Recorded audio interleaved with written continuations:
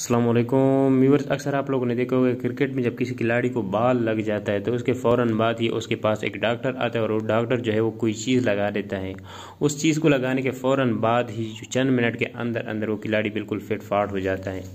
तो वो ऐसी क्या चीज़ है जिसे लगाने के फ़ौरन बाद ही बंदा जो है ठीक ठाक हो जाता है। तो इसी पे आज हम बात करने वाले हैं, लेकिन उससे पहले अगर आप लोग चैनल पे नए हैं तो प्लीज़ चैनल को सब्सक्राइब करें और बेल के आइकन को भी लाजमी दबाएं ताकि आने वाली नई वीडियो की नोटिफिकेशन आप लोगों तक बर वक्त पहुँचती रहे।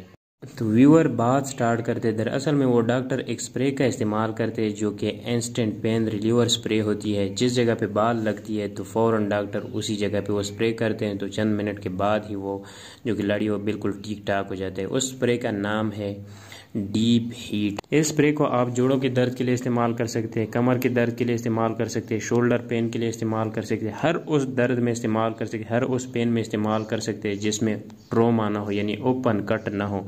अगर कट वगैरह लग गया हो तो उसमें आप इसको इस्तेमाल नहीं कर सकते। तो व्यूअर्स ये थी आज की वीडियो। उम्मीद करता हूँ आप लोगों को पसंद आई होगी। पसंद आई है तो वीडियो को लाइक करें, चैनल को सब्सक्राइब करना मत भूलें। तो मिलते हैं नेक्स्ट वीडियो में, तब तक के लिए खुदा हाफिज़।